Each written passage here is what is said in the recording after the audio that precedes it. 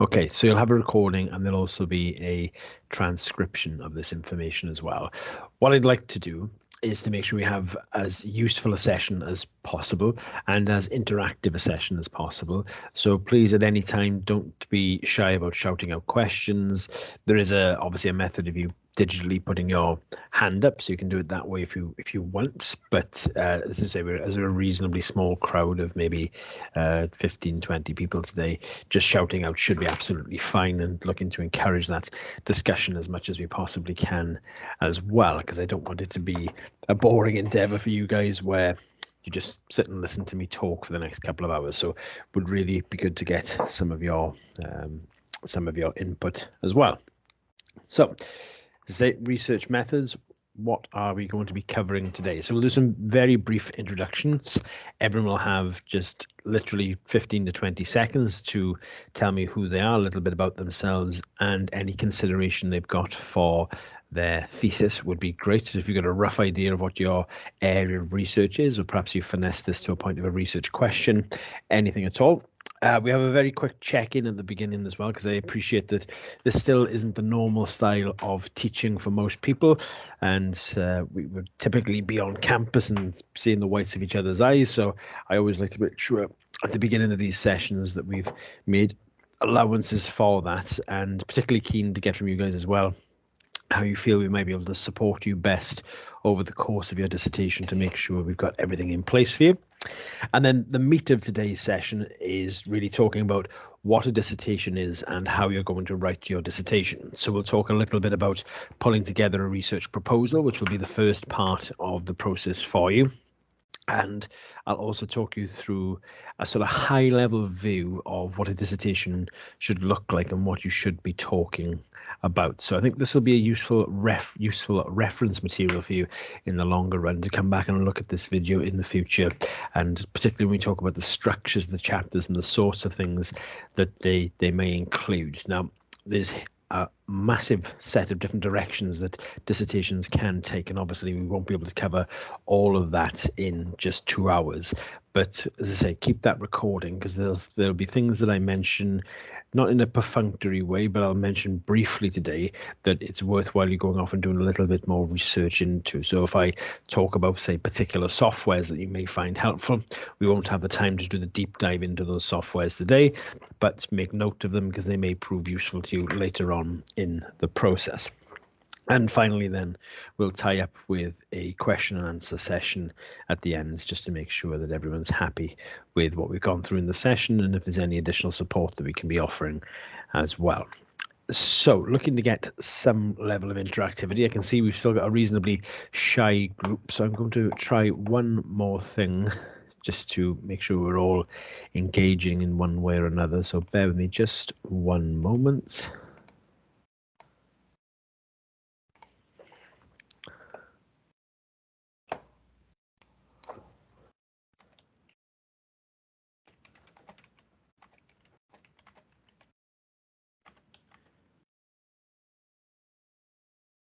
Slight pause because I'm just going to put a question in the group here, guys.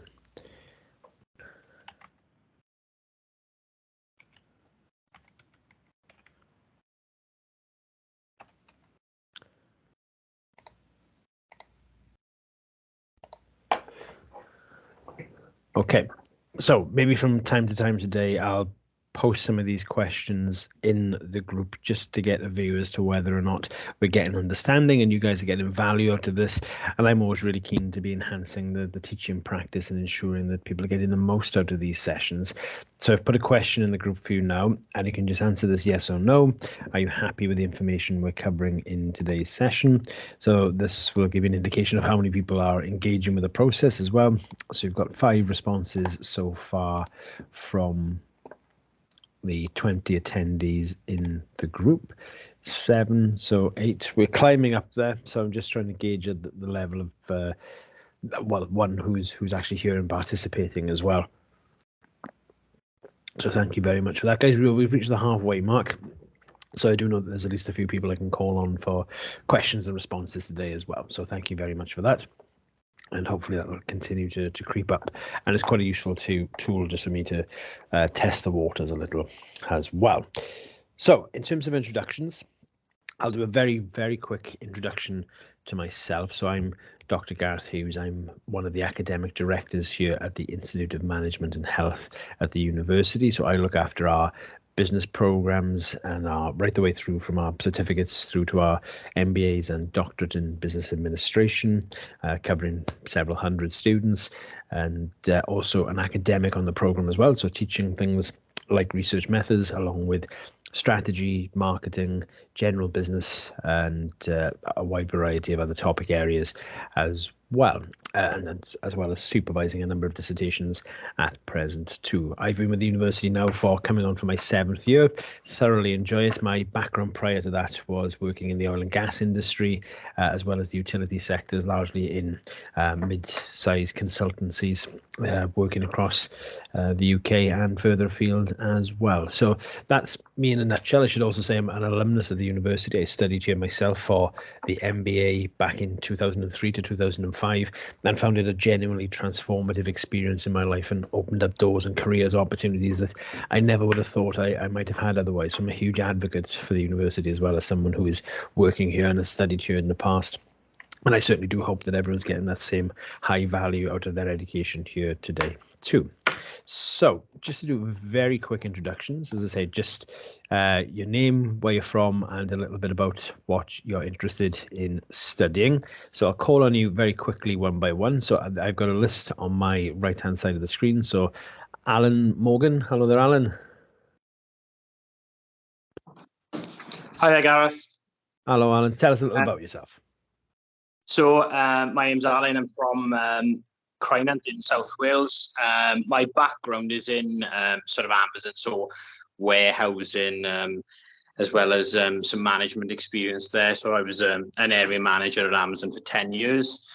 Before that, I worked for Tesco's briefly. So my interest of study really is more on the strategy side of things. Right. And that's where my sort of interest lies, but I am finding all of the MBA interesting at the moment, to be fair. Good. Really pleased to hear that. Thank you very much for that, Alan. Much appreciated. So moving on now to Catherine. Catherine Job.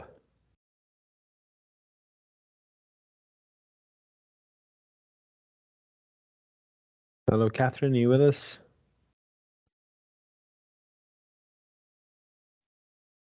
Possibly not. Okay. I shall have a quick chat then with Cheng Chong Niu. Cheng Chong Niu, are you there? Yes, I'm here. Hello, Cheng Chong. So tell us a little bit about yourself. Yes, good morning, my tutor. And my name is Cheng Chong Niu, and you can call me Chelsea. Now I'm both a student in the Wuhan University of Technology and the UWTSD. Now I'm doing my work for a Chinese internet sports intelligence company. And my work is design some sports products. Excellent. That's all. Thank you. Thank you very much, Chelsea or Cheng Chong. Very fond memories myself of visiting Wuhan University of Technology on a number of occasions. So please do send my regards to everyone there as well. Thank you very much. We have Kanwen Huang.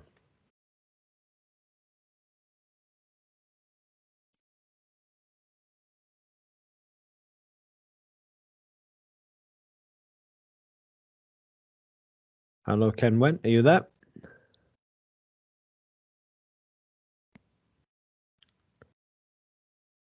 Possibly not. Okay.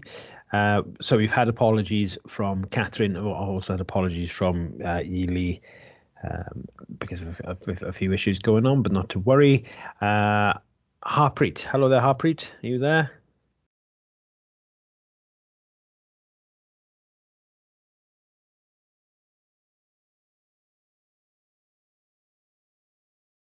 Okay, so we'll move through quickly, folks. Jianying Chu. Jianying Chu.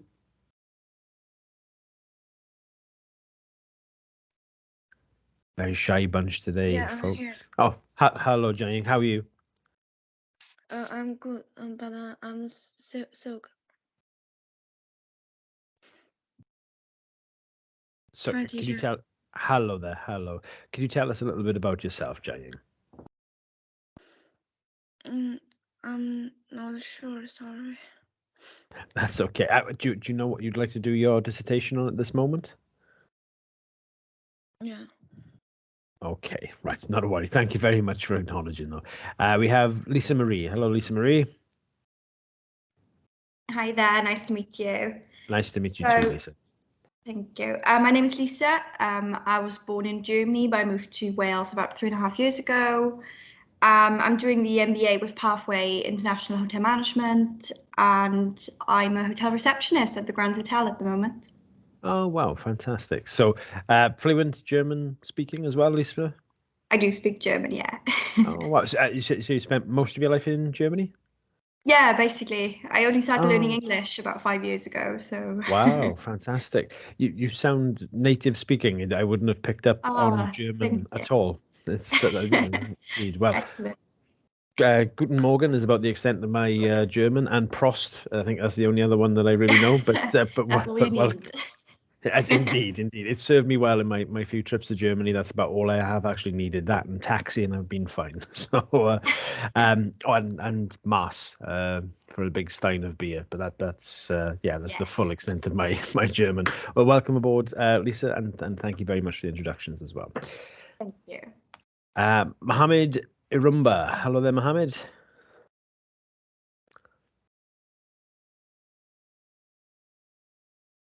Yeah, hello, Gareth. Hello, everyone. My name is Mohammed Moses Irumba. I'm from Swansea, and I work for the Department of Transport. I would like to do my dissertation on recruitment and how the government can streamline the recruitment process, because at the moment there's some few issues that need straightening up.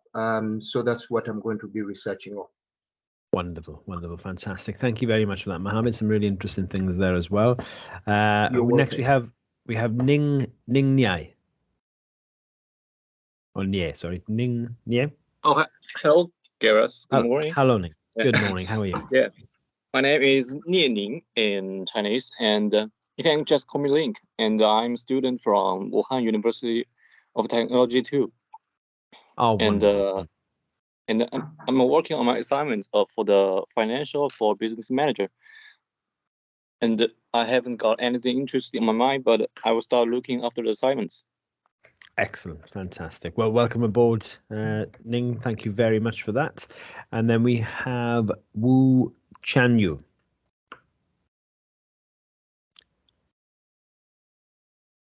Hello everyone. My name is Wu Chen, and come from Hubei Business College, and I'm not sure my dissertation. Yeah. Okay, thank you very much for that, Wu Chanyu. Much appreciated. Next we have Liu Chuan. Liu Chuan. Hello, my tutor. Hello. This is Chen Liu from Wuhan too, and I used to major in sports, and I used to be a football coach for 2 years, and my master session is a whole new change for me, and I'm happy with it. Nice to meet you. Pleasure to meet you as well, and really glad to hear that you've made a good decision there, and welcome aboard. Fantastic. So next we have Richard Williams. Hello there, Richard. Hi there. Good morning. Good morning, Richard. Yeah, good morning. Good to see you there we as go. well. I turned the camera on anyway, so I don't look in this light anyway, but never mind. The sun's coming to the window. So my name's Richard. Yeah, born in Swansea, back living in Swansea now. Primary school teacher, worked across different areas of education as well, but back in the classroom at the moment. Interested in kind of the learning organisation whole idea. Sort of dissertation kind of idea at the moment is sort of school as a learning organisation approach, which is obviously coming from the business side of things. Particularly interested in sort of creativity, innovation, and inquiry. potentially thinking of the case study kind of approach method due to sort of limited resources and time and that kind of thing then. So that's kind of where I am at the moment with it also. Interesting. That's great. Thank you very much for that, Richard. All right, We've no got problem. something reasonably well fleshed out there as well. So that's a really good place to be. So well done. Yeah, Good no stuff. problem. There we go. Thank you. Super. Thank you. Next we have Ruzho Hao.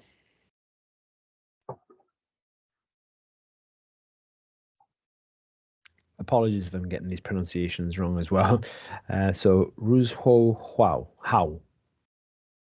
Hello, teacher. My name is Ruzhou Hao. You can call me Hao. I'm currently in China, and I'm still the same with the other Chinese students. I come from the Wuhan University of Technology, and I have another personal degree in China about journalism and communication. Right. So okay. Nice to meet you. Pleasure to meet you as well, and lovely for all of our Wuhan students to be here today. I'm not sure you guys will know these people by their Chinese name, of course, but if you see Miss Sue or Daisy in the office, please do send my regards to everyone. I hope everybody's well back in Wuhan as well. Right. Thank you very much. Thank you. Thank you. And next we have, a good friend of mine, Tijan. How are you, Tijan? Good morning, Gareth. Can you hear me? Good morning. Yes. Oh, we're getting a little bit of echo, but I can hear you. Yes. That's good. Yeah. Okay. My name is Sheikh Jallo. Sorry about this. So bear with me just 1 second, Tijan. Oh, I can try one more time, but if not, we'll have to move on. No problem. Okay, still doing it. So sorry about this, all everybody, and nice to meet you. Nice to have you on board, Tijan. Thank you very much. Next, we have Tianchen Chu.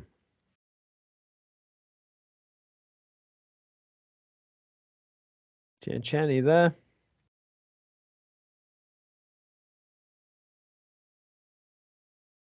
Okay, we'll move on from this one. And finally, Yan Wu. Yan Wu.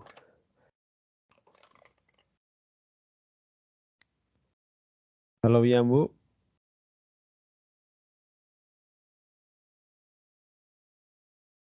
Okay, possibly not with us. Well, thank you very much all for those introductions. It's great just to get a rough feeling of where everybody is and to welcome people from all over the globe as well to the university and to part 2 of your MBA. So very best of luck with that process. So we'll move on from our introductions. And hopefully that's just as well. I'm keen for you to set up your own sort of learning communities as well. So if there are people that you feel that there's a connection between your studies in any way, make sure to drop those people an email. You can help each other out. This can be a long and lonely process. So if there's anyone you can share that burden with, that's always a good way to begin as well. So just in terms of the pandemic, as I said, ordinarily we would much prefer to have you guys on campus and see you in the flesh. So this is a chance if anyone wants to put their hand up to say that there's any issues or anything we can be doing to support you guys, just let me know. So are there any thoughts in the first instance?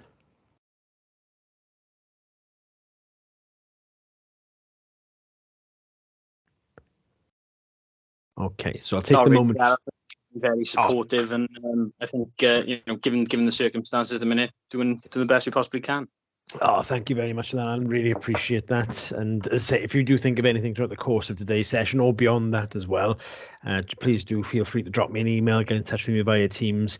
We're very keen to make sure they've got everything in place that people can achieve all they're trying to achieve at their studies, which is still something that's an unusual circumstance. Far better than it was perhaps 2 years ago, but we're still all sort of crossing the river, feeling the stones together to some extent. So yeah, if you do think of anything, please just do shout out.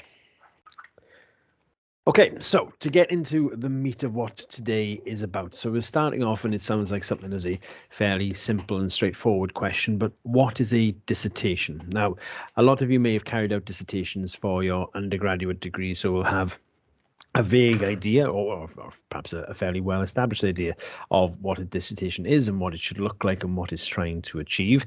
But for other people who may have come straight from industry or a long time in work, may not be so familiar with it. So I just wanted to touch on really the core element of what a dissertation is for and what it's trying to achieve, but also as well to put this into context for you, because I don't want it to overwhelm people or put people off in any way, because a dissertation is it's a fantastic achievement, and it is as much about your attitude as it is about your aptitude and capability. It's about sticking at it and bludgeoning at it little by little. And obviously your intelligence comes into this in a significant way, but it's not as daunting as it initially seems, and making sure that you get all the help and support you can to get through this.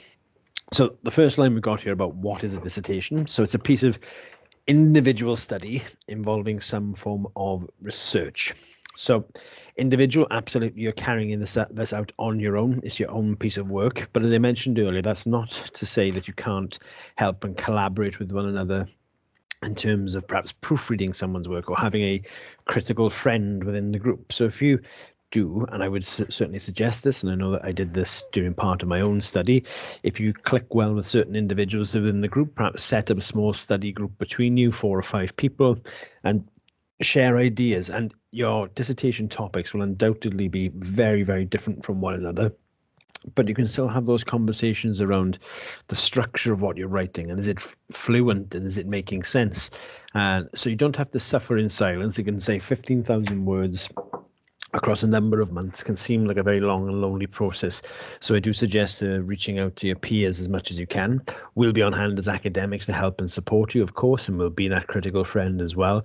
But it's certainly a good idea, and it will accelerate your learning to share your ideas with other people as well.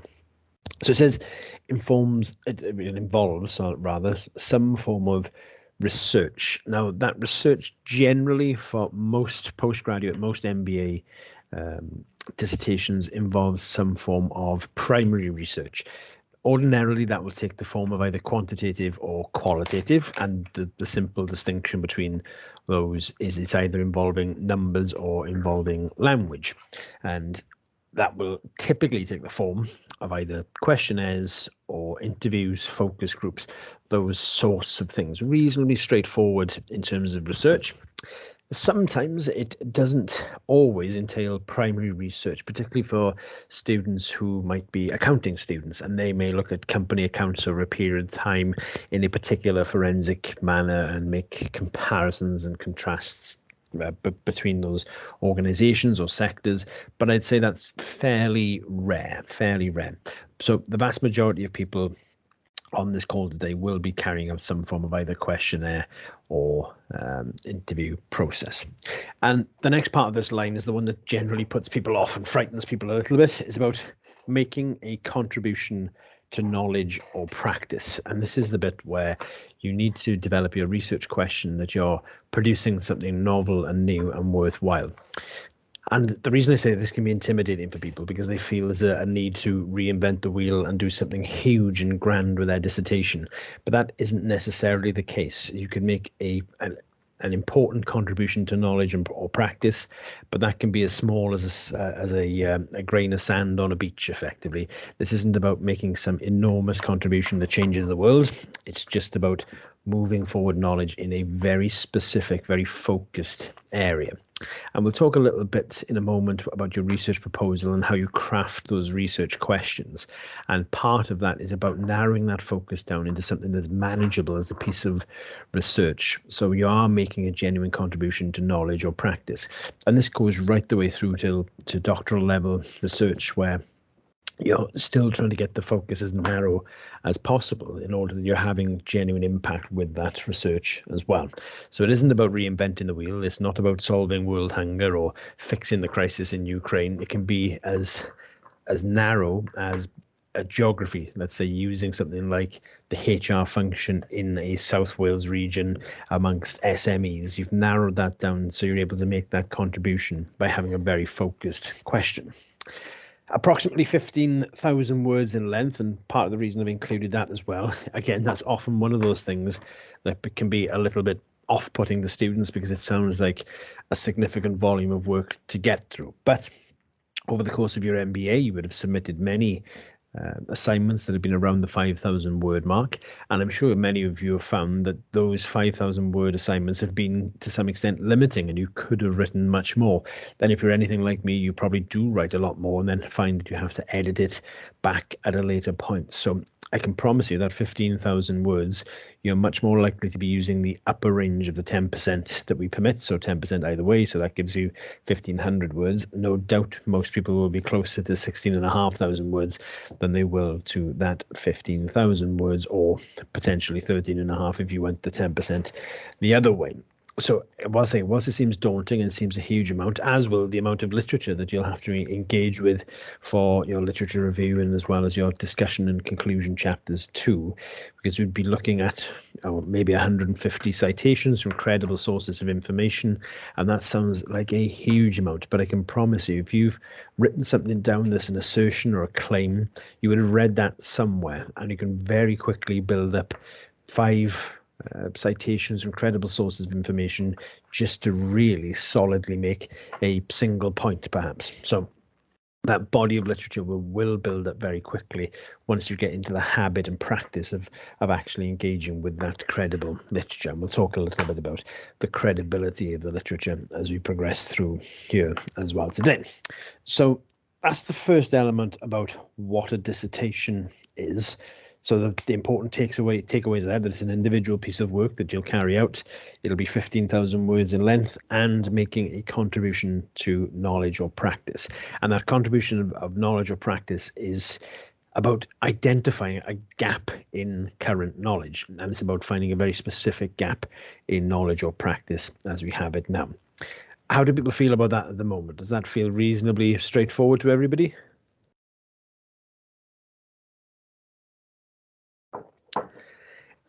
Just to get a little test of the pulse of the room, at the top of your screen there's a reactions button. If you do feel that you feel reasonably comfortable with that, give me a thumbs up, a like so. Brilliant, thank you Richard, thank you Sheikh, thank you Tijan rather. If it's something that you're not so sure of, feel free to give me the surprised face which you'll see here. Brilliant, thanks very much. So that just gives us a chance then for me to quickly gauge how most people are feeling, and at the moment mostly thumbs up, which is fantastic. Thank you very much for that, folks. But obviously don't be afraid just to use the surprised face. I'm keen to make sure that everybody is getting a full understanding as well. So for us to move on now, writing a dissertation. So we know what that dissertation is. The first step in this process is writing a research proposal. Now, you'll be given a proforma for the research proposal, a sort of guideline of exactly the content we expect. So I just really wanted to touch on some of the key elements here to make sure that you've got an understanding of how to actually begin to do that. So you have your research proposal, and you'd want to start off with a rationale for the study. So rationale is just another word for saying, why are you doing this? And there can be a lot of reasons why you're choosing to undertake a particular study.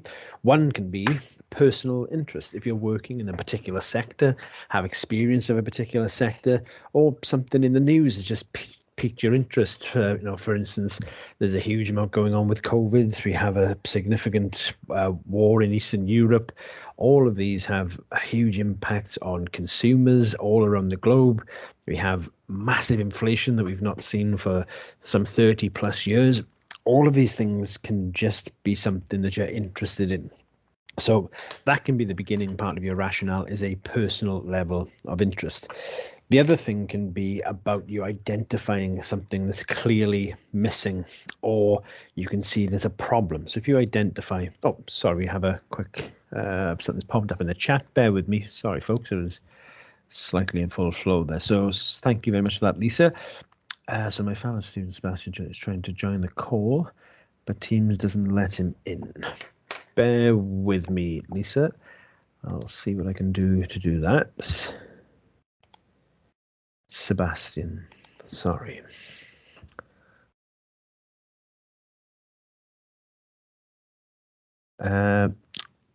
Lisa, I've got two Sebastians, Sebastian Pecci and a Rohith Sebastian. Is it either of those people, or do I have it wrong? Sebastian Joseph. Oh, that hasn't come up. Do you have a student number for Sebastian by any chance? Yeah, 1 second.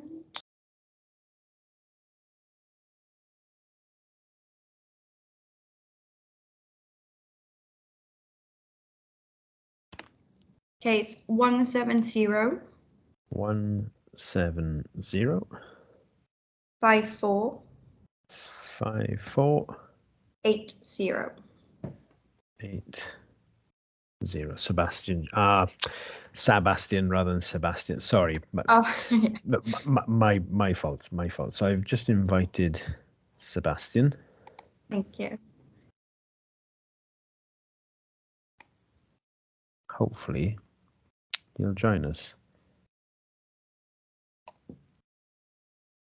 I'm asking him to join, but it's coming up as declined. Oh no, calling. Hello, Sebastian. Are you with us?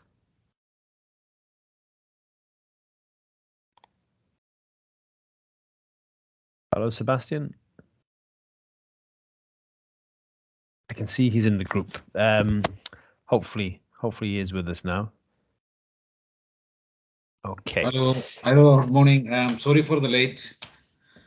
Oh, not a worry, Sebastian. Great to have you on board. Thank you very much. So I'll just jump back in there to where we were a few moments ago. So writing the research proposal, you'd need some form of rationale for why you're undertaking the dissertation. And it can begin with a personal interest, as you said, perhaps working in a particular industry or a particular organization. Or it may be that you've identified a problem, a specific problem. So let's say, to go back to Alan there, his working experience within warehousing, and perhaps you notice particular inefficiencies amongst particular working groups. So let's say it was a particular demographic, people's aged 18 to 25, and their levels of productivity are different between people 26 to 35, let's say, for instance. Things I'm making up obviously off the top of my head, but it could be that you've made an observation and that's actually piqued your interest as to why you're carrying out this study. And it could be perhaps somewhat less likely in the first instance, but it could be that you've just noted a gap in the academic literature straight off the bat, and that could be part of your rationale. So let's say you were perhaps well versed in work psychology or something to that effect, and you'd noticed that there was a lack in the work psychology literature related to the well-being of immigrant populations, let's say, for instance. That could be something that, because you've made that observation, that could also be a rationale for your study. But I would say, in noting about that thing of personal interest, it is always quite good, quite useful to be interested and enthused by what you're going to be carrying out this dissertation on, because it is somewhat of a long and lonely road, and there is a lot of work to be done on it. So it's always worthwhile picking something that you are genuinely engaged with and interested in finding something out about as well. And then the next thing for us to look at is the background of the research topic and key literature. So we can consider these two things as part of one point, really. You'd want to, at this stage, so you guys are in that transition between part 1 and part 2, it is worth starting to pick up some of the literature around the area that you're interested in, because it'll help you form that research question, it'll help you identify those gaps in the literature, and it might just sort of pique your interest and help you decide on the direction that you're going to take your study. And for your research proposal, we're only looking really for a couple of thousand words, which isn't a huge amount, and because it's made up of so many different points, we're only looking at some of the key literature here. If you're looking at the literature from that conceptual and abstract and theoretical point of view, you also want to pick up on some of the key and seminal works that exist within that area. So, for instance, if you were taking an interest in corporate social responsibility, you would certainly want to engage with the academic literature around things like Carroll's Pyramid or John Elkington's People, Planet, Profit. So it wouldn't just be about the the current circumstances. It will be about the academic literature as well. So your rationale may be the information that's in the news, in periodicals like The Economist, or from your personal experience, but the key literature will take a more academic perspective. So you'll be engaging with the textbooks and the models and the ideas that you would have perhaps engaged with throughout your modules on your MBA or your undergrad degrees possibly as well. So you want to get that background of the topic with your rationale, but include some of the key literature for the academic work that has happened in that area. So just before I move on to the next slide, and to hopefully bring Sebastian into our little way of working that we're developing here today, can I get a thumbs up or a surprise face for how we're progressing? Is everyone getting this so far? Thank you, Tijan. Thank you, Alan. Thank you, Lisa. Thank you, Richard. Ning, brilliant, fantastic. Okay, so I'll move on to the next slide here. So, probably the most important part. Now, each of you will be allotted a supervisor, and I should say for this process, the research methods process, I'll be taking today's session, which gives you that grounding on what the dissertation is, and you'll have some more sessions with a colleague of mine, Dr. Caroline Jawad, and she'll talk you through some of the nitty-gritty elements of research as well. But you will have your supervisor, so make sure to be working very closely with your supervisor during this proposal stage as well.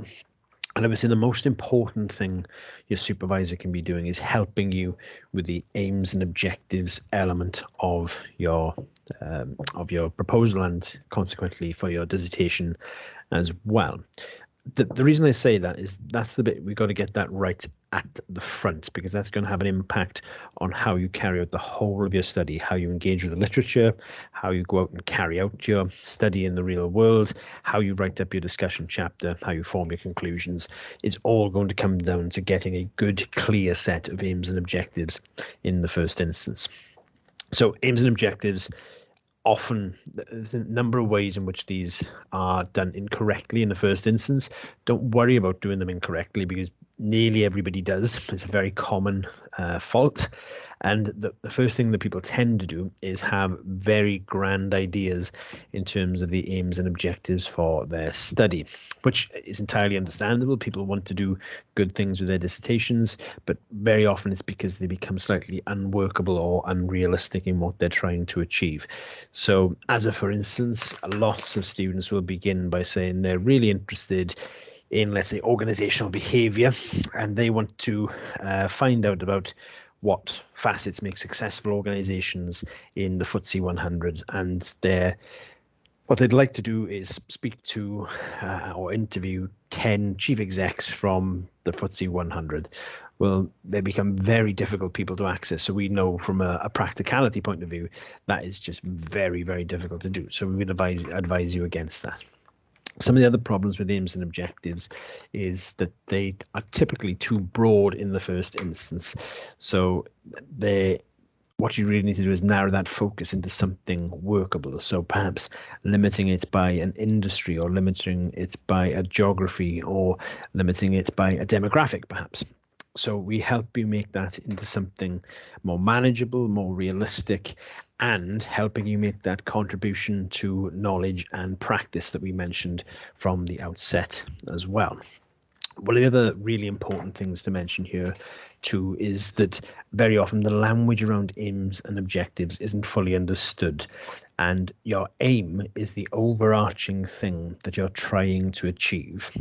Your objectives are the things, the actions you'll undertake that allow you to achieve that aim.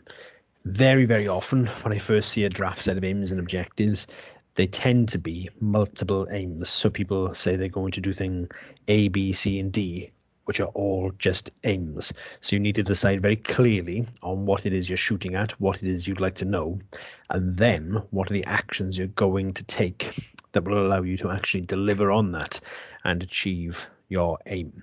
So as a for instance, you'd set your aim. So let's say you would like to know the factors that motivate floor level staff within large multinationals to remain at their jobs beyond 5 years. Again, I'm making this up, but the first thing you would want to do, that would be your aim. The first thing you'd want to do in terms of an objective is engage with the literature and write a comprehensive literature review related to that topic area, so you could fully identify where the gaps exist. And then the next thing, your next aim would be to carry out some form of primary research, either in the form of interviews or focus groups or questionnaires. And then from that, it could be, your final aim could be making recommendations or developing a model, or developing a theory, perhaps. So it'll depend on what your initial aim is as to what your objectives are, but make sure that all of your objectives are pointing back towards that initial aim. So just a general word of advice here, really, more than anything else, is that once you've established what that aim is, and you've put those objectives underneath it, this might sound a little bit twee and a little bit corny and possibly a little bit old-fashioned, but I would suggest to you then to print that out and put that where you can see it whenever you're writing anything to do with your dissertation, because it's very easy in a topic where you've got reign of 15,000 words to write about to meander off in lots of different directions, and you can write brilliant stuff but not stuff that's actually answering that initial aim. And it's such a common thing, and it's so disappointing for students when you could write 5,000 fantastic words, but they're not related to that aim or objective. So just keep those aims and objectives in front of you. Make sure that everything you're writing is related to that. So that's one word of advice I would strongly suggest you do. Made a huge difference to me when I was carrying out my own research, both my MBA and my doctorate as well. Just staying on point. I still managed to write many, many thousands of words, too many, but it could have been so much worse if I hadn't tried to keep that argument as focused as possible. The next thing then is your ethical considerations. So I won't talk too much here about the ethical considerations because I'll talk about that in the later part of the session. Only to say at this point that most of the ethical considerations for most of the people on the call today will largely be the same, because it's very unusual for people to enter into controversial areas of research, and it's very unusual for people not to deal with volunteers who aren't vulnerable or over 18 years of age. So most of that is a fairly straightforward process, but still very important to include that as part of your proposal, along with your ethics form. So everyone will have to complete something that we call a PG2 form, and that will get sent off to the ethics committee. It's mostly straightforward. You will have to give some explanation as to what you intend to do for your research and how you're going to carry that out. But as I say, don't anticipate anyone engaging with anything particularly controversial at this point either. We'll also talk about limitations, and a slightly difficult thing for people to do is talk about limitations, because I think people are in some way slightly worried that they're identifying shortfalls in their study and that's going to be held against them. But it's not really about that. It's about acknowledging that every study, no matter its quality or caliber, will have some form of shortfall or limitation, and just to have a mature discussion about where you are anticipating these problems and anything you can do to put in place to mitigate and ameliorate them as much as you possibly can. And the final thing you'd include here is a timeline. So this is a very basic project timelines. A Gantt chart would be quite a useful thing to include here, just to give an indication of where your major milestones are.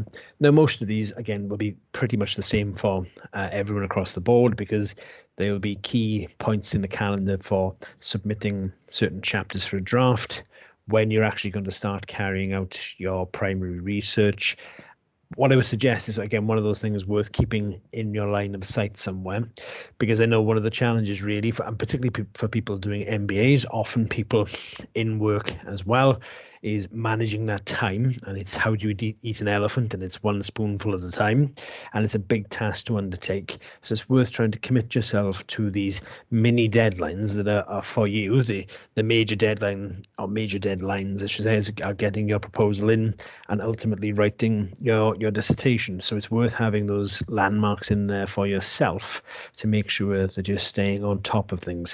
because there's a human nature element here of allowing some of that to drift out into the future as well.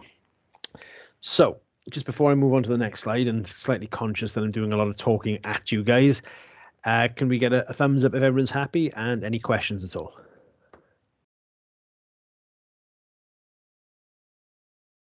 Brilliant, thank you.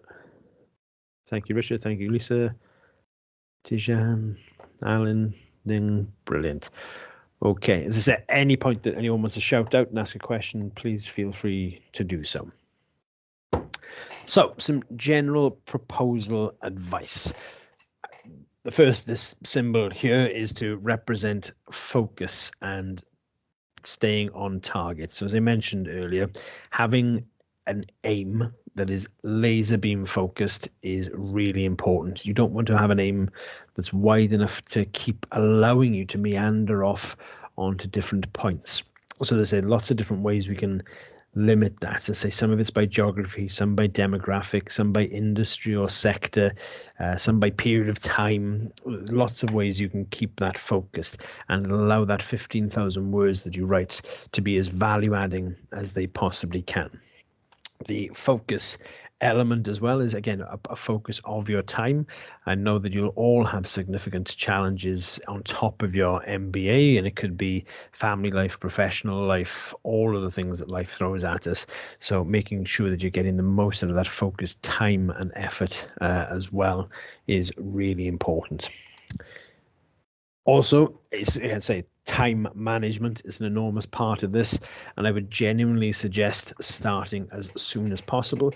You're not making any major commitments to putting something down on paper that will have to necessarily follow you all the way through this dissertation process, but start having a very gentle look into some of the literature. Pick up some of the perhaps popular literature around the area. It doesn't have necessarily at this stage have to be excuse me, doesn't have to be picking up heavy tomes of academic journals, for instance, but if there's an area that you're interested in, a particular topic area, you know, it could be from a philosophical point of view, a psychology point of view, from the human resource point of view, if there's some general reading you can do to start sparking your interest, or, you know, perhaps just picking up the newspaper, picking up a good quality periodical magazines. I would say something like the Economist, Spectator, New Statesman, anything like that to start, Newsweek, anything like that that's starting to perhaps spark some ideas with you, and start keeping that literature to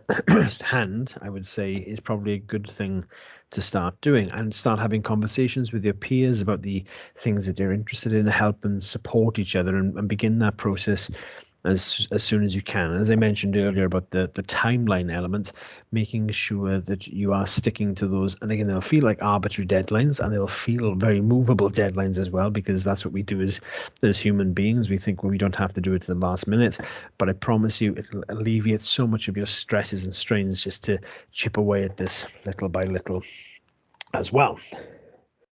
And finally, as a word of advice, general advice, I would say when you do begin that process of engaging with your supervisor, build as good a relationship as you possibly can with your supervisor. Of course, that is a two-way street, but you'll have 10 hours allotted to you for supervision across the course of your part 2.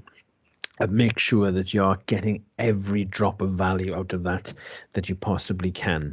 Your supervisor will be there on hand to help you, say, formulate these questions, your aims and objectives, point you in the direction of where you should be finding good quality and credible literature, and just giving you a good steer. All of the academics who have a lot of experience with supervising dissertations, everybody knows exactly what they're doing and is working in your very best interest.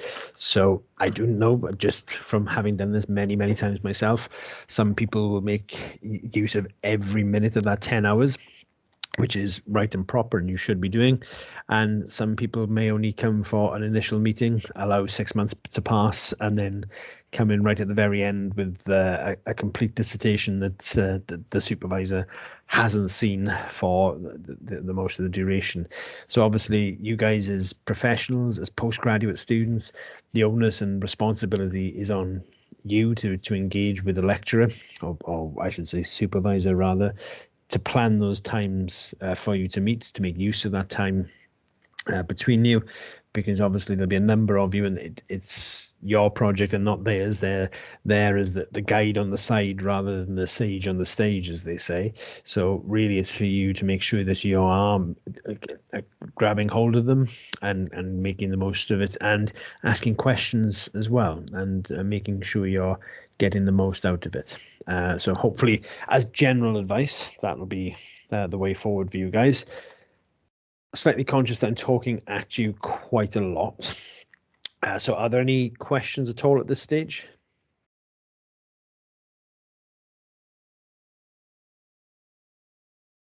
Okay, so if there aren't any questions, I will make this very arrogant assumption that I'm getting it all correct. Okay, guys. So, but if there is anything at all, please do feel free to shout out. We're coming up to the halfway mark, the hour mark. And I'd actually planned to have a break a little bit later on, but again, slightly conscious that I talked at you. So I'm just going to post a question in the group very quickly. Bear with me a second.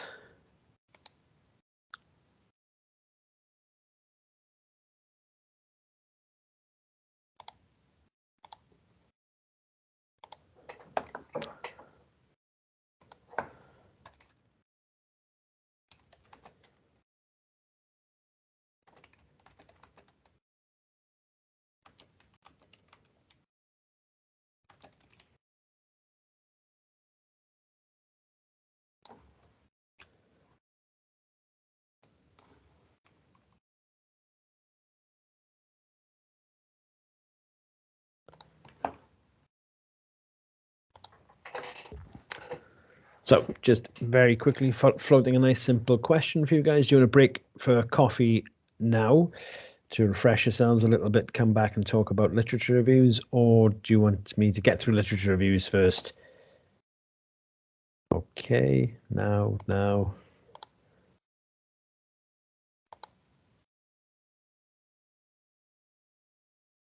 Okay. So not quite unanimous, but I think a strong enough case with 87% to 12 that we'll take a little break now. So if I see you back here in 10 minutes, guys, that would be great.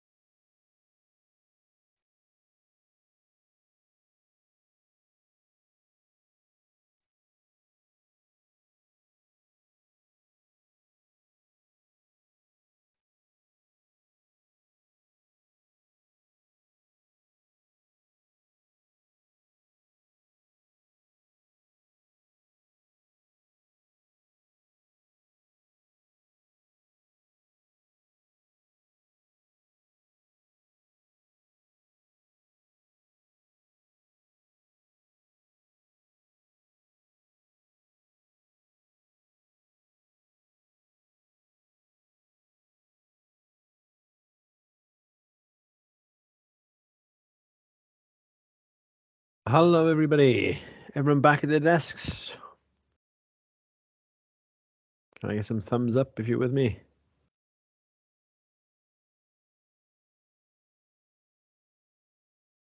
Thank you, Alan. Got one person back. Ah, fantastic. Great. Okay. So I've seen a few thumbs up there.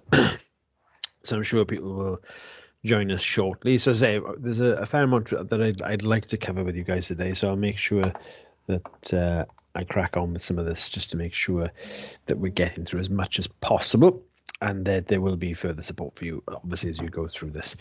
A new name there as well, Amy. Nice to see you there, Amy. So, literature review. So, literature review is the first real substantive thing you'll engage with after your proposal has been written. Now, obviously, you'll have an introduction chapter and you'll have an abstract before that as well. But you'll actually write those right at the very end of the process because they are providing overviews of the entire dissertation. So this will be the first real piece of work, let's say, that you'll engage with after you've written that proposal. So what a literature review does is somewhat like it says on the tin. It's a review of the existing literature, but it's done in mind with a very specific notion of dealing with the research objective that you've set yourself as part of the things that help you meet that initial aim. So what you would do to begin this chapter is to provide an overview of what the chapter is going to discuss in terms of your topic area, and then word for word restate that particular objective that you would have written in your proposal. Obviously, it may have been finessed and slightly tweaked at this point, but that's what you want to state before you get into the literature review.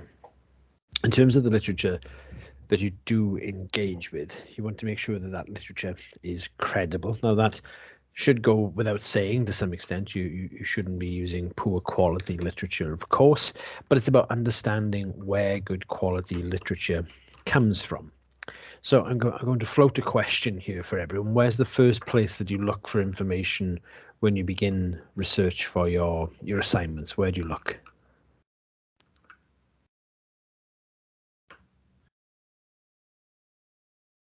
Anybody? Lecture slides, okay. Quick search in the library. Quick search in the library. And do you mean physical books, Richard, or do you mean looking on the library website? So I prefer physical books, if I'm honest with you, but I'm not. Yeah, but no. As you said, the library website, though, is a good starting point, and then try and get some bits and pieces out. So good, excellent. Anybody else? Who, in total honesty, will just use Google as their first port of call?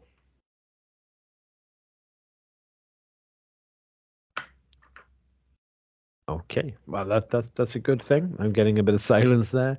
Who here has used things like Wikipedia in their assignments before?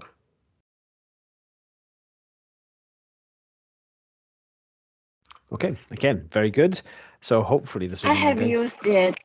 You have used it. Okay. Yes, we can use it to set a definition for something, maybe. So I would still stay away from Wikipedia or any open source information for definitions. If it's definitions in particular, the best place to look for definitions would mostly be from textbooks because they're fairly stable. But they also tend to be very rigorous and peer-reviewed as well. The trouble with Wikipedia is its open source nature, the fact that anybody can go in and edit that information. So we would steer away from things like Wikipedia or any personal blogs or anything of that sort. Lisa Marie has just mentioned Google Scholar. And Google Scholar is a good source of information. And you'll see here from my slides that the one that I've put there for your first port of call should always be the university's website. And so Richard mentioned going into the library, and that's a good thing to handle physical books, I think, as well. There's almost a sense of nostalgia around that as well. But what you'll want to be engaging with is a good breadth of credible literature. So when you're looking to define your concepts, for instance, so let's say you're looking at a dissertation that's related to marketing and you're going to discuss, let's say, again, arbitrarily, social media marketing. you're going to need to define those ideas, those concepts. So it's the textbooks that you'd pick up for those. We have obviously online textbooks and physical textbooks as well. So you choose something seminal and important and a credible source of information. So if it was marketing and defining marketing, it would probably be something like Kotler, for instance. So a famous and well-known, well-established academic within that field. If it was strategy, it would probably be someone like Mintzberg, for instance. So having that to define your concepts and ideas is really important. When you're coming to things that are more related to specific to your research question, you'd be looking for perhaps more contemporaneous, more up-to-date information.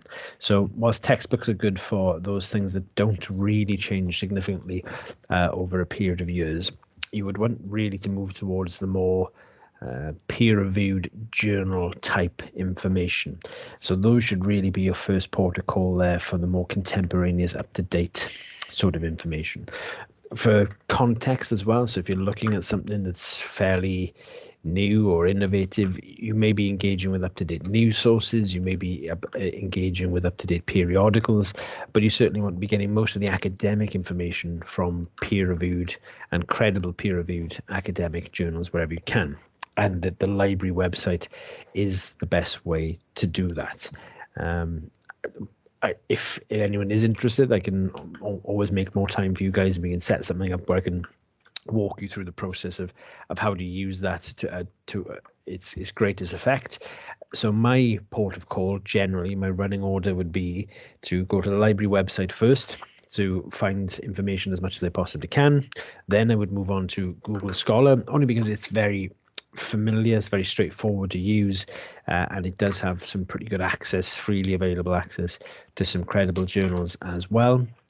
And I would finish off then really by looking at as a more broad Google search to find out if there's any interesting information out there as well, but bearing in mind the credibility of that literature at every turn. So you want to stay away from things that are open source, but also stay away from things that are generally considered to be poor sources of information. So if you wanted to know more about what was happening, let's say because it is contemporaneous, so let's say you wanted to know some figures on COVID-19, I would be more inclined to look at the Times newspaper than I would, say, the Daily Star newspaper. So making sure that you're still engaging with good quality information, whichever sources of information that you're using. And the next point I've made here is to back up everything with literature. So part of that sort of intimidation of saying, oh, we've got to collect, say, 150 citations for use across your dissertation will sound like a huge amount.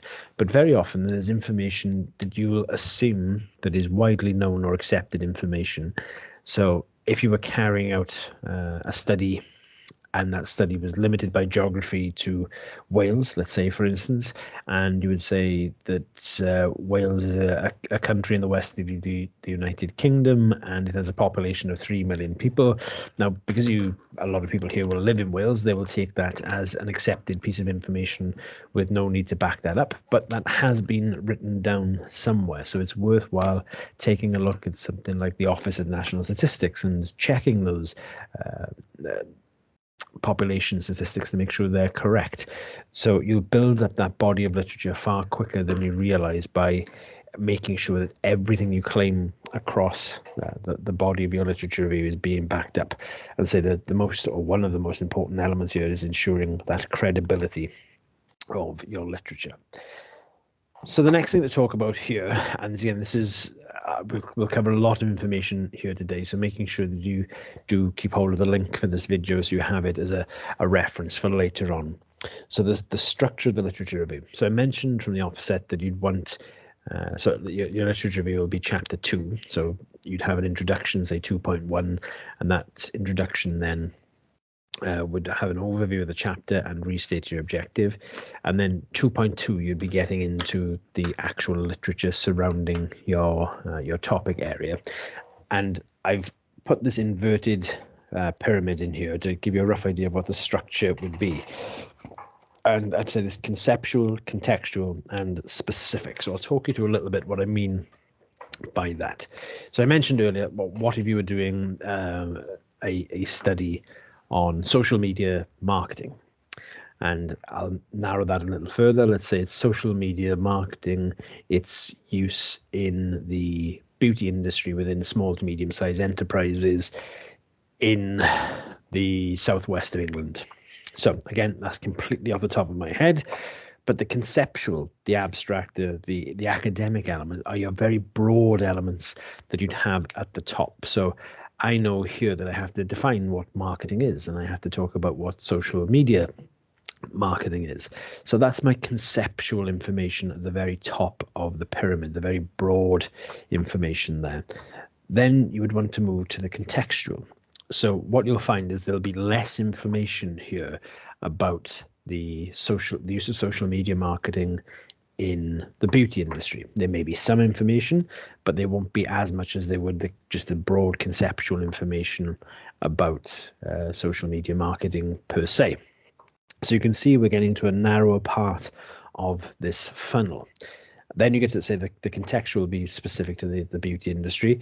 The very specific, if you think then about having the use of social media marketing and success factors within the beauty industry within the southwest of England, we're getting down to a very, very specific area here, and there may be very, very limited or perhaps even no information on this particular topic area. So we move from the broad, the ideas, the academics, to the context, to that specific.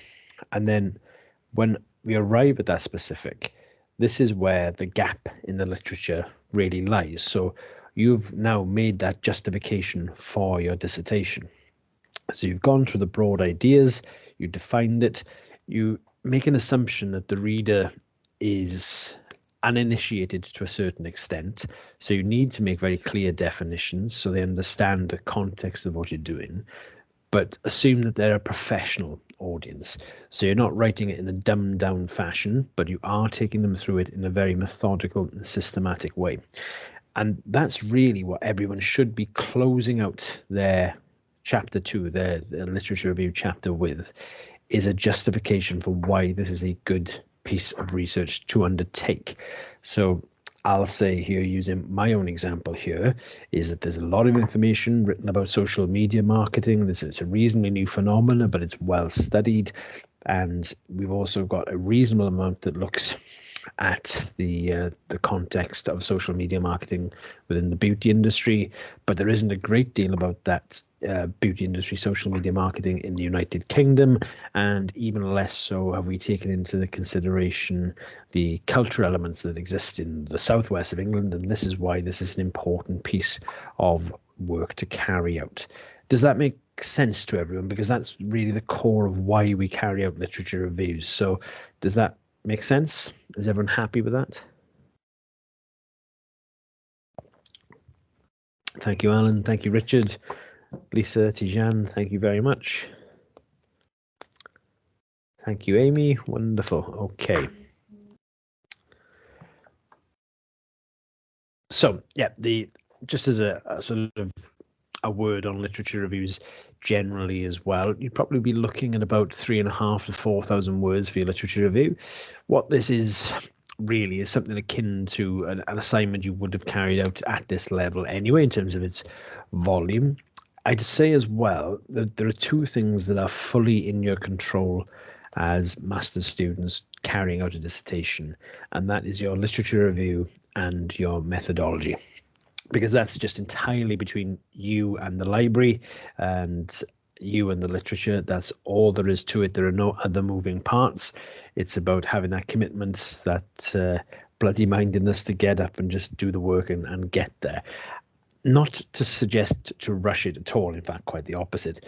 But these are the two elements I would suggest that when you begin your dissertation journey, to get these out of the way reasonably early on in the process. And again, not in any way to suggest rushing it, go through it at an appropriate pace where you get the most out of it.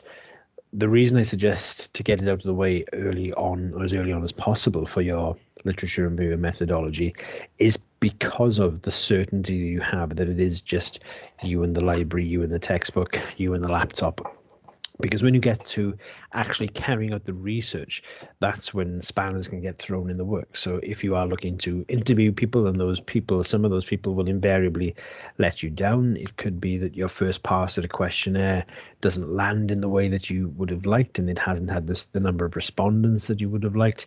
So there could be some back to the drawing board there. So it's the dealing with people and the uncertainty that brings that means that the next element of your dissertation is one that's slightly more uncertain. So I would give yourself more time on that, on the second half of your dissertation. There's also as well, for many people, if not possibly even all people on this call here today, that the analytical element of the dissertation is less familiar to you. So you would have carried out a number of assignments that would have required you to engage with the library and review literature to a certain extent and make arguments about literature. So that'll be a fairly well-developed skill set for you. But there could be that there is a reasonably steep learning curve depending on your choices that you make for your data analysis, that again will take more time than you might anticipate. So if you choose to go down the quantitative route for your dissertation, you'd expect it at master's level that there would be some statistical analysis, and that may include the use of something like SPSS. I'm not sure if anyone's familiar with SPSS, so it's the statistical package for social sciences, and that would be a reasonable expectation for you to engage with some of the statistical tests. And not again to put anybody off, you don't have to become an expert in statistics by any means, but it would be an expectation there would be some statistical analysis, and it may take you a little while to get your head around the reading of those statistics. The software will produce the statistics for you, and that's not so much of a concern, but you do need to get your head around the reading of those statistics. In a similar way, if you were to carry out some qualitative research, say in the form of interviews, there's a time-consuming process if you needed to transcribe those interviews. But there's also, again, the use of softwares like NVivo, worth making a note of that, NVIVO. NVivo is a piece of qualitative software, analytical software that helps you code your information from interviews and focus groups. Reasonably straightforward, reasonably intuitive, but it may take you a little while to get used to that. So this is why I say getting that literature review and methodology under your belt reasonably early on will free up a bit more space for you to do some of the more complicated undertakings when it comes to the analytical part of the dissertation. So are we reasonably happy about what a literature review should look like? Superb. Thank you very much, Alan. Thank you, Lisa. Okay, great. So I penciled in the coffee break for this particular period, so we can skip through that because everyone's had 10 minutes to recharge. The next thing for us to talk about is your methodology. So again, this is largely between you and the library, and I'm guessing that a number of people would have carried out some form of methodology if you'd undertaken an undergraduate degree. The beginning of that chapter, and the beginning of all of your chapters really, should follow a very similar proforma, a similar structure. So this would be your chapter 3. So it would be 3.1 chapter overview, let's say, and you would explain to the reader what it is that's going to be covered in this chapter, and you would also then provide a definition of research. Would be a good place to actually include as part of this introductory element, and why we carry out research: to find out new information, to help us solve problems, and again engaging with some of the literature to do that. And when you are defining things as well, it's always worth mentioning for your dissertation in particular that you're using something that we would call a working definition, because there could be thousands upon thousands of definitions of research. So choose one that comes from a credible source of information and make it clear that that is the working definition for your dissertation. What I would also suggest then is, again, part of that exact same structure, so chapter overview, restate the objective verbatim, word for word, the objective that this particular chapter is going to achieve. So that's the standard thing. You'd have that for the discussion chapter, and you'd have that for the conclusion chapter as well. That overview objective would be restated, and the idea being that to some extent the reader could open that dissertation to more or less any chapter and have a good understanding of what it is that you're trying to achieve. Not that they would ever be read as standalone chapters, but it does provide that as a potential option to readers as well. The next thing you would engage with is the research onion. So is anyone at all familiar with the research onion? Just by way of thumbs up.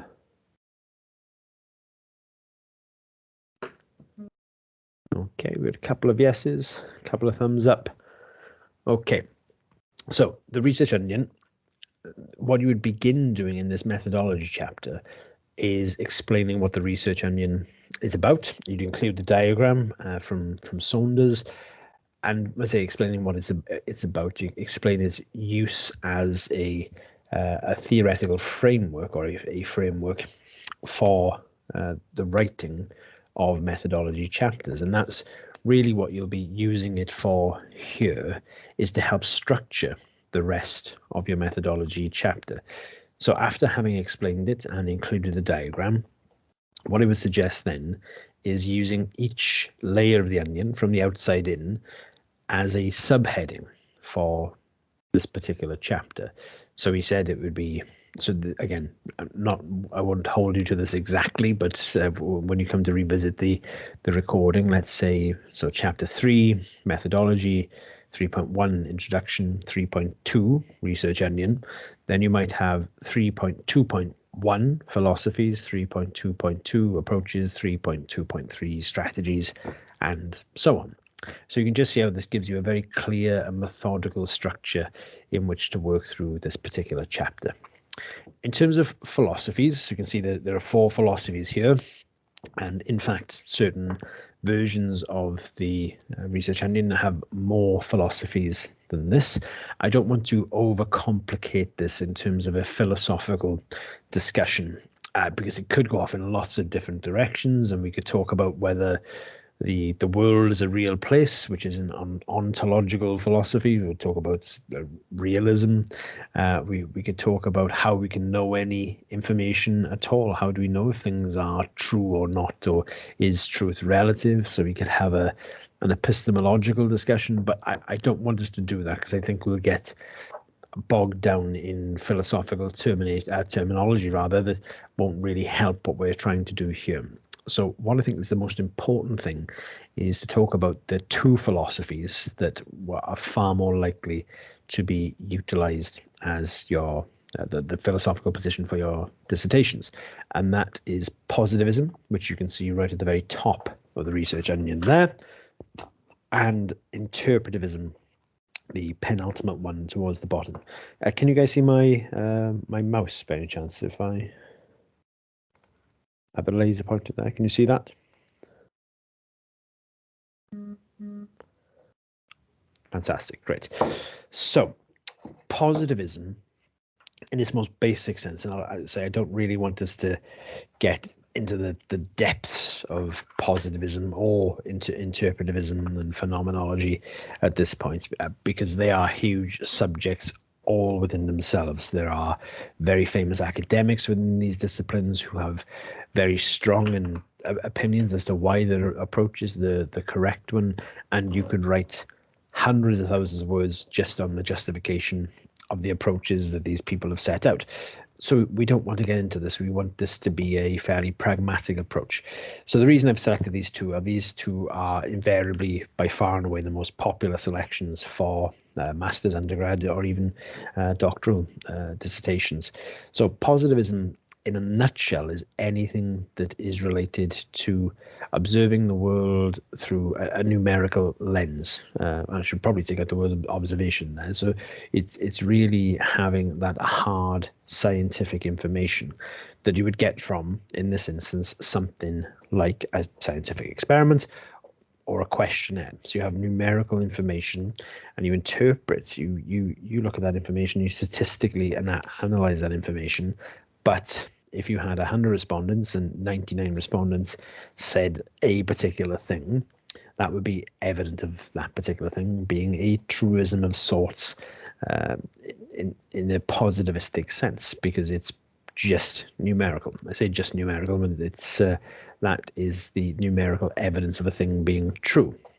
Whereas the other option here is interpretivism, and that's for your qualitative type studies, where you'd be carrying out interviews and interviews and focus groups, or information where language is the data. Now, obviously, you can do things like count the number of times a particular word is said, but that's not really the point of qualitative research, and that can actually be quite misleading. What you're really looking to do is interpret those conversations you've had with people in interviews to see what the main themes and ideas are.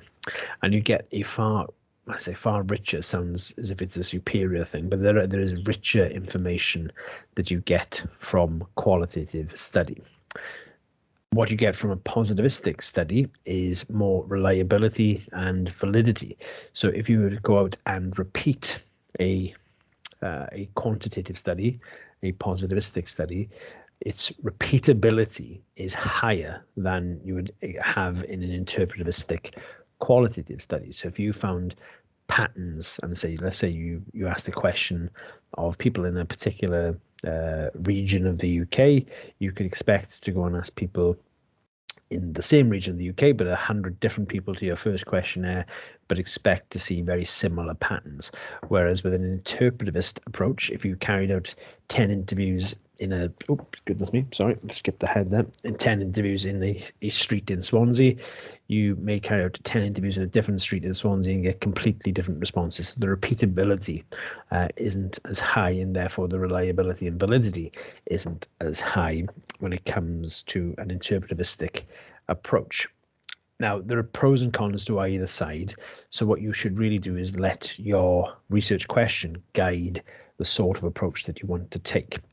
If it's a well-studied area, meaning that you can fashion very strong questions and very clear questions, because these questions have been asked before and have been shown to be valid, a positivistic approach, something like questionnaires, is a very good approach to take. If this is an area that hasn't been studied a great deal and is perhaps very contemporaneous, so let's take something like COVID-19 as being something that's happening still ongoing now, and particularly the tail end, God willing, the tail end of the pandemic. It could be that you need to carry out a more exploratory study where there isn't a good framework of questions to ask. So interviews would be a more appropriate thing to do. There's also a consideration in terms of your own personal skill set as well. So if you're the sort of person who works brilliantly well with numbers, is well versed in statistics and very comfortable with that, a positivistic approach might be a good one for you. And there's no problem with making an argument to saying that you have a particular skill set that lends itself toward that particular type of study. Similarly, if numbers aren't your strong suit and interpreting qualitative data is, that's similarly a good justification as part of a broader set of reasons for justifying your approach. So that's the outer part. As I said, use philosophies as your first subheading. Then we'd have inductive and deductive. So the vast majority of cases, it's going to be inductive. So deductive is the sort of thing that Sherlock Holmes would do. He would take that existing series of information and make a deduction from it. So he would see a series of clues effectively and deduce that a certain person had committed the crime from that series of clues, whereas you are actually letting the data speak for itself and tell its story, which is an inductive way of looking at that information. And the majority of people, certainly if it's taking an interpretivistic approach, will almost invariably be carrying out an inductive approach to their research. And I would say that generally, as a rule, most people carry out inductive research at the MBA level. The next one here, then, next layer is strategies. Now, strategies, we don't tend to see a great deal of archival research. again, sometimes you may see something that could be classified as archival research if we have accounting students looking back at historical accounts of organizations and they've got a particular lens through which they want to look at this. We do see that sometimes, but quite rarely. As I said, the vast majority of this tends to be a form of primary research, either in the form of questionnaires or in the form of qualitative research or focus groups, and again, more often than not, interviews rather than focus groups. We don't see ethnographies at all, so I'll discount that for you. Grounded theory, on occasion we do see this, but again, quite rare. Grounded theory is one of those things that is actually quite large and complex, and I'm probably too large and complex to deal with here. Generally, it means that you won't write a literature review and you'll come at a series of questions, or you write a very, very small literature review, and you will let the data present itself and build the study off the back of that. And like I said, it's probably not something worth engaging with for your MBA dissertation, because you'd have to write a huge methodology chapter to justify why you were taking this approach. What I would say really, and again, it's hardly ever an experiment. There are ethical considerations that come into place with experiments, and generally people don't have the resources to set up experiments either for postgrad dissertations. What we're really falling into here is one of two things: is survey or case study. And I would say probably the vast majority of people fall into that case study bracket as well, because the justification you can use for case study, I think case study is often thought to be a single organization and looking at a single organization, but that's not necessarily what case study means, because you would have narrowed down your area of focus perhaps to a particular industry or a particular geography. That narrowing of the research question allows you to justify that as a case study approach. Okay, so again, I appreciate that we're covering a lot of information here, but part of the reason this is recorded is it will allow you to revisit this at a later point. But again, I'm quite happy to take questions at any stage as well. The next element then is looking at choices. So we've got your multi, mixed and mono methods. This really is to some extent a matter of personal choice. A lot of people get tied up in the mixed methods approach because they feel they have to do this, and I think it's important to say that that isn't actually the case. And very often people unnecessarily adopt more than one form of research because they feel that adds something to it. But you have to make a really good justification for why adding in a different form of research actually advances the thing that you're trying to achieve. So if you've carried out 10 interviews and you've taken a qualitative approach, then it doesn't have to be the job of this particular dissertation to then verify that. So let's say you built a theory off the back of your qualitative research, then you don't have to verify that theory using quantitative research.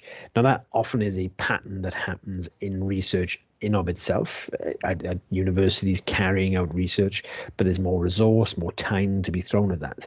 You could just develop the theory and not test that theory, and that is sufficient, more than sufficient, for your MBA thesis. So don't worry about feeling compelled to squeeze in additional forms of methodology. I would suggest focusing in on a single methodology, because you'll get the most use out of it in terms of time, and better that you commit yourself fully to having really good questionnaires or really good interviews rather than splitting your focus between the two, particularly if the second method isn't really adding any particular value to you as well.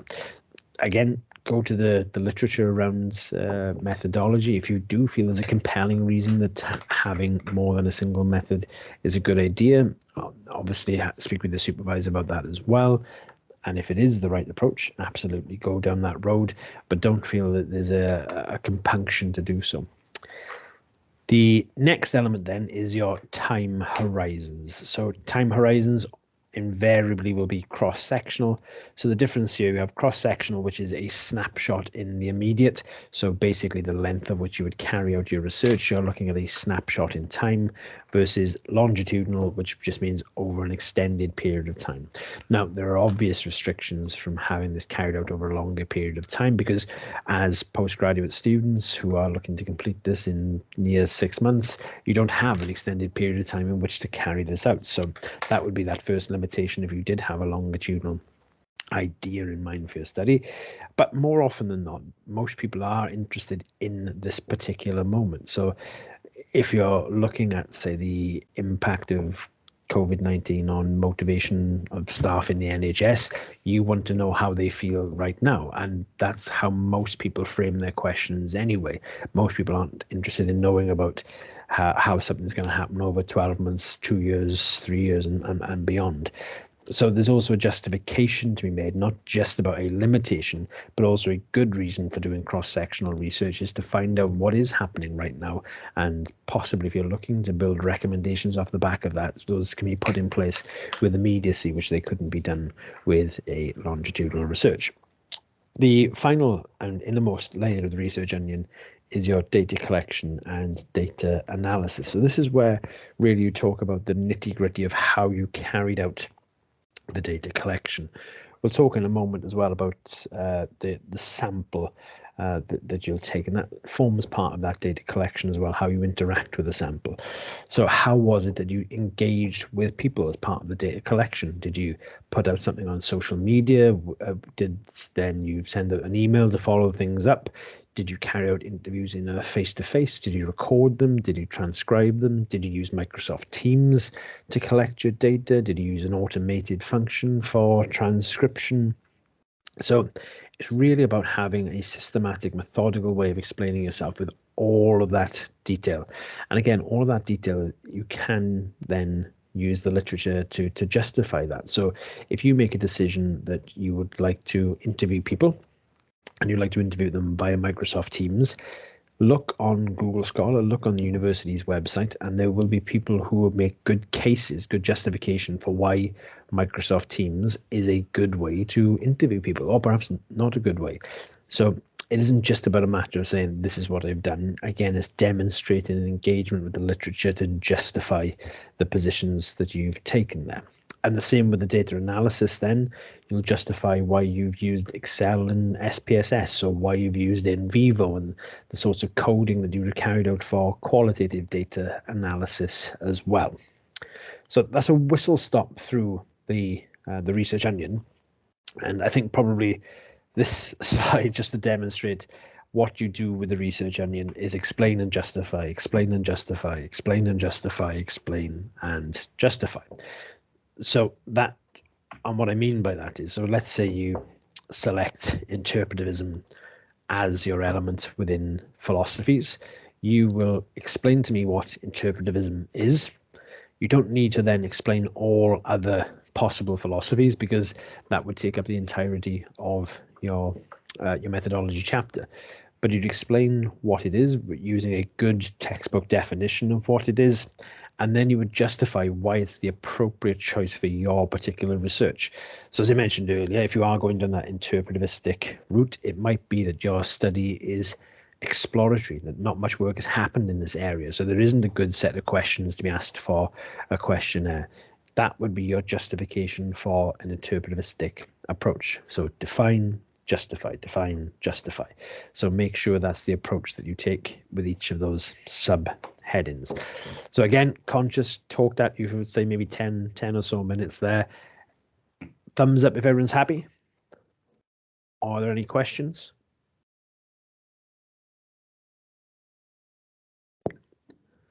Okay, brilliant. Good. Hi, Gareth. Sorry, I have a question. Please, fire away. Hi. So you mentioned earlier about having a specific focus on, one particular company or industry. Can we compare them against each other in terms of like ethics and stuff? Yeah, of course you can. Absolutely.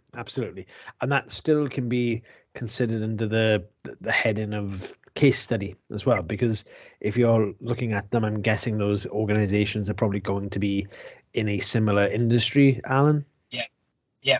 So what So, I was yeah. thinking, so I did some previous work a few years ago on Apple and Samsung, but not in this context. But Right.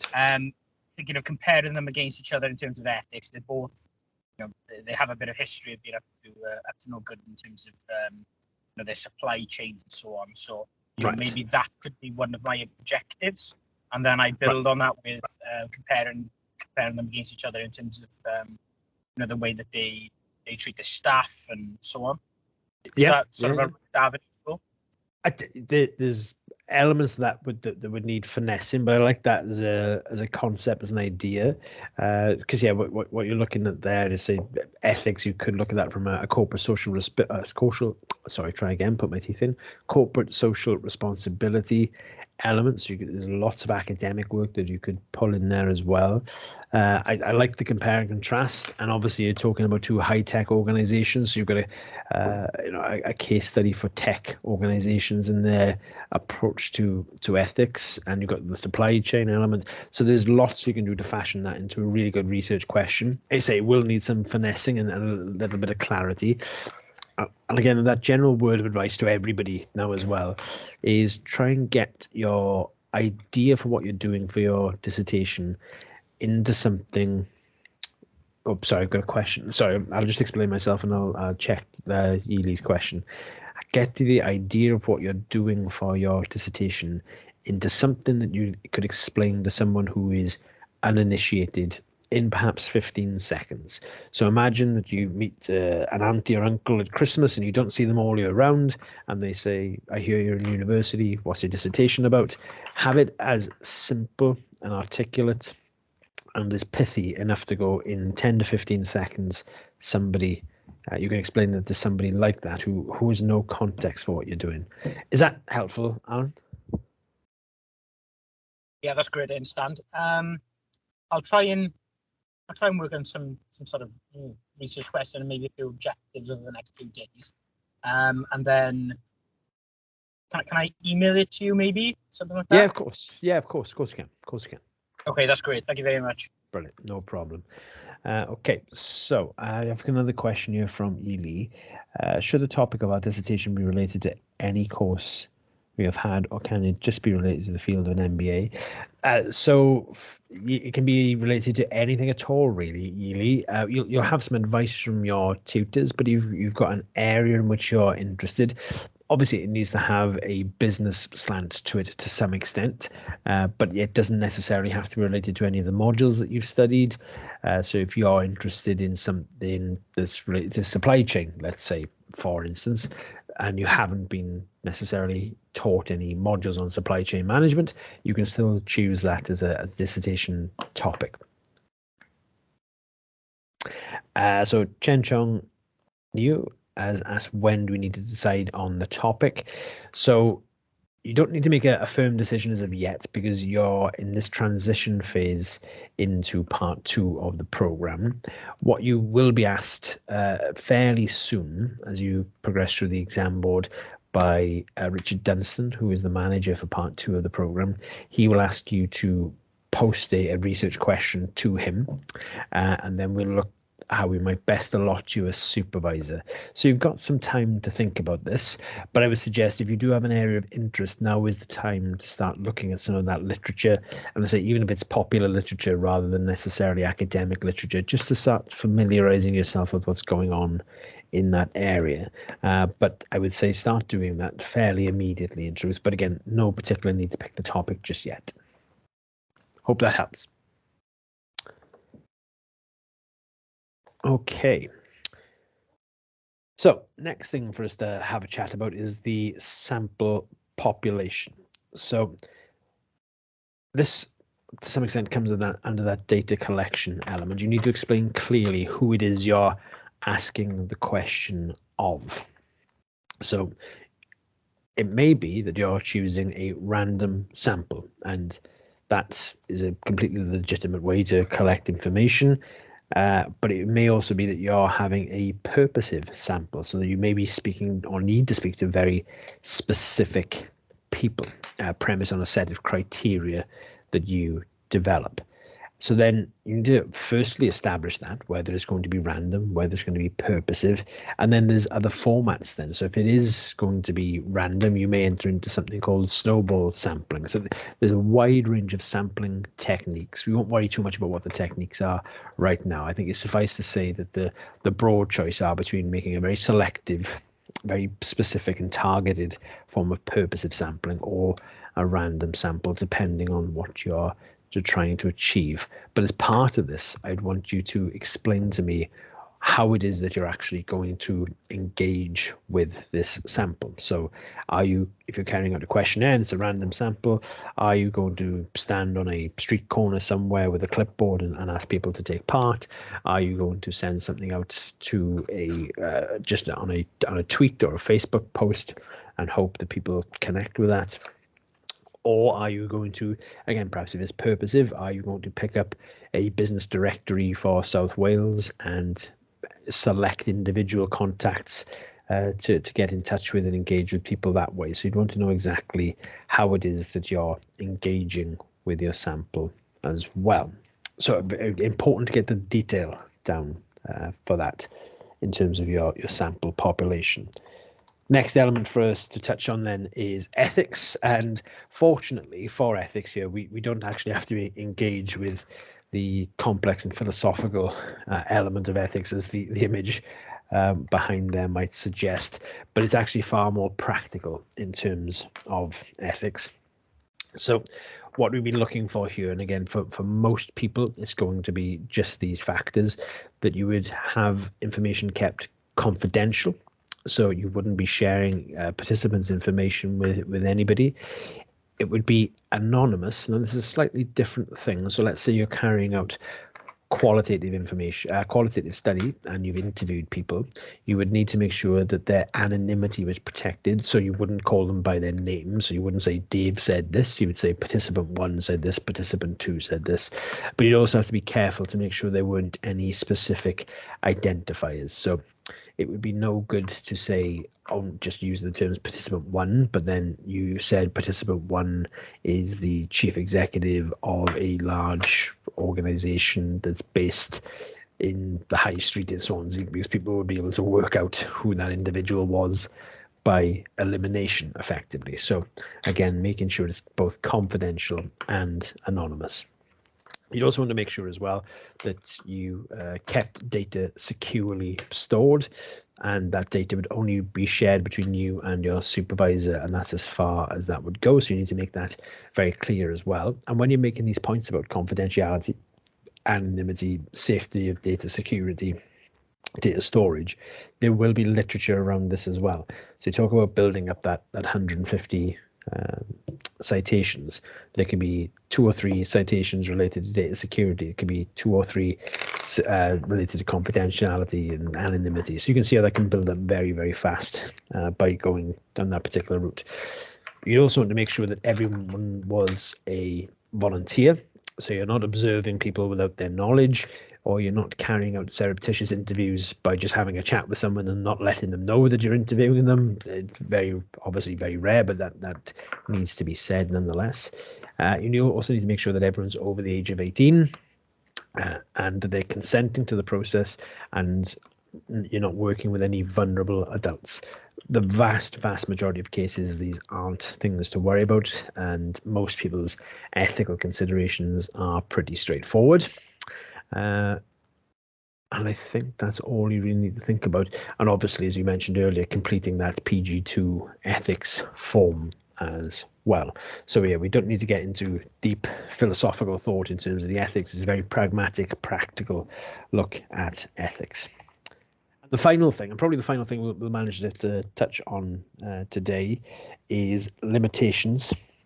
So as I mentioned earlier, the things to get under your belt early on are your literature review and your methodology. So I'm glad that we've gone through the detailed elements on that today.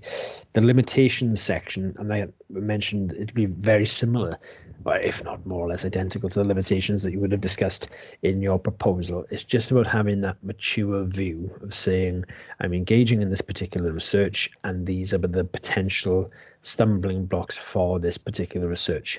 So if you wanted to carry out research talking to the chief execs of mid-sized organizations, which is more likely than large organizations, a limitation may be access to those participants.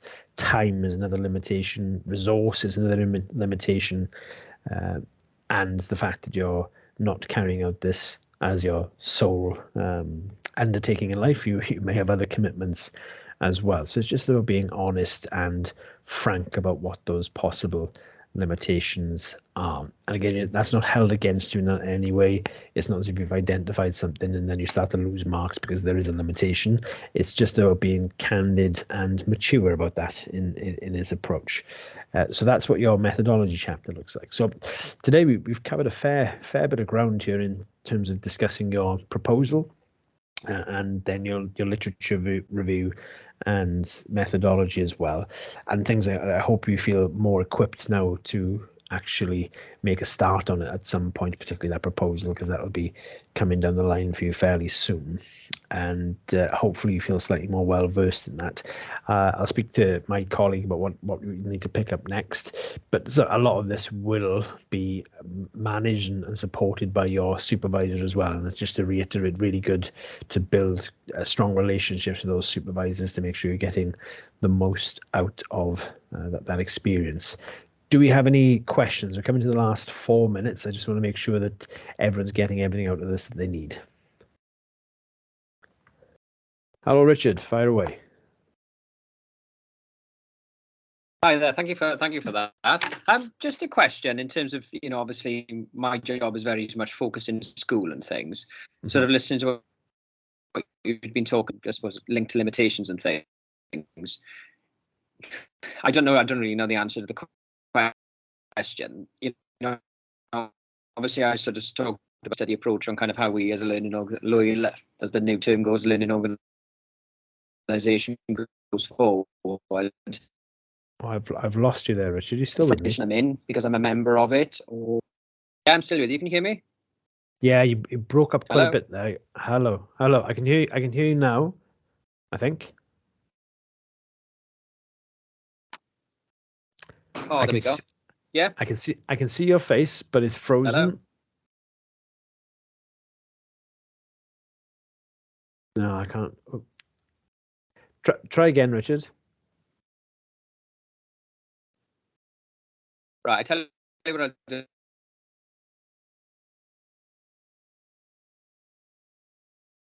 I'm not sure if anyone else is able to hear this, but I can't hear Richard at the moment. Apologies, Richard. I'm not sure if you're still talking, unfortunately. I can see it's flashing yellow. I'm assuming you're still engaged in some fashion, but I'm not getting anything here. Possibly, Richard, might be worth dropping me an email or putting something in the chat. You may actually be saying this. I don't know. So sorry on that front. Whilst Richard hopefully is doing that, any other questions from anyone at all?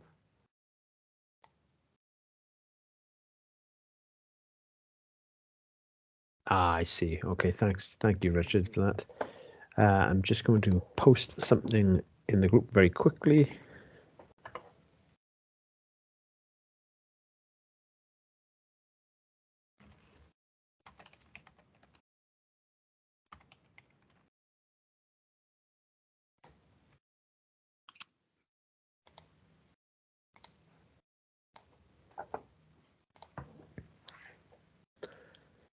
Okay, so just want to know whether you found today's session helpful. I'm entirely happy to hear positive and negative. It's only through that we managed to improve our teaching practice. So again, I'm broad-shouldered and thick-skinned. So Lisa Marie's asking whether the research proposal is included in the word count. No, it is on top of the word count. It's a separate piece of work which has a pass and fail. Don't worry too much about the word fail there, but we don't grade you on the the research proposal. That's to suggest, really. What I will say is you'll probably end up repurposing much of your research proposal to form elements of your introduction. So it's not as if it won't be included in any capacity, because you will take some parts of that and include it in your introduction, but they are separate pieces of work. Hope that helps, Lisa. Brilliant. That's great.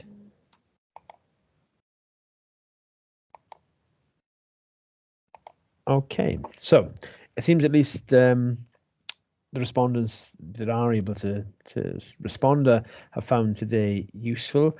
If you guys have any questions about research methods at all after this, or just dissertations in general, I'll pop my email address into the chat for you here.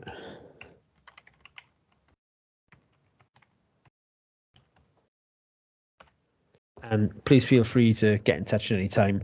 Always keen to support, even if it's not in the official capacity as a supervisor or anything. Just looking to help you out wherever I can. But thank you very much for today, guys. If there are no more questions, just a last pass through. Any more questions?